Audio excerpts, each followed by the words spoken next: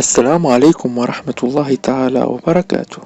عطل مفاجئ حول العالم في خدمات فيسبوك وواتساب وإنستغرام اليوم الاثنين 4 أكتوبر 2021. أفاد مستخدمون في أنحاء مختلفة من العالم اليوم الاثنين بتعطل خدمات منصات فيسبوك وواتساب وإنستغرام للتواصل الاجتماعي. وأشار موقع داون ديتكتور المتخصص في تتبع أعطال المواقع إلى توقف خدمة بمنصات فيسبوك وإنستغرام وواتساب.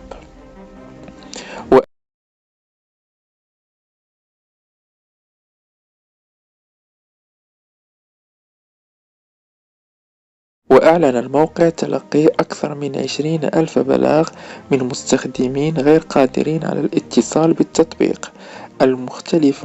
بالتطبيقات المختلفة للمنصات المذكورة. وأوضح موقع فيسبوك في تغريدة على تويتر أنه يدرك أن بعض الأشخاص يواجهون مشكلة في الوصول إلى تطبيقاتنا ومنتجاتنا، مضيفا: نحن نعمل على إعادة الأمور إلى طبيعتها في أسرع وقت ممكن، ونأسف لأي إزعاج. كما أشارت منصة إنستغرام في تغريدة إلى أن بعض المستخدمين يواجهون مشاكل في التطبيق. وفي وقت لاحق أفاد موقع داون ديتكتور بأن مستخدمين يواجهون مشاكل في خدمة الهاتف المحمول بالولايات المتحدة الأمريكية.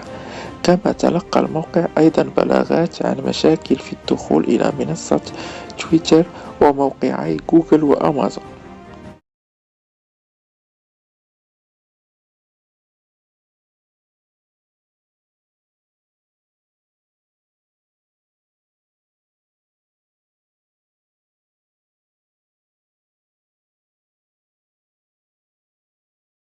عليكم ورحمة الله وبركاته. مرحبا بكم على يوتيوب شانل عارف يوسف. على متابعتكم لا تنسوا أن تجعلوا لايك، شير، كومنت.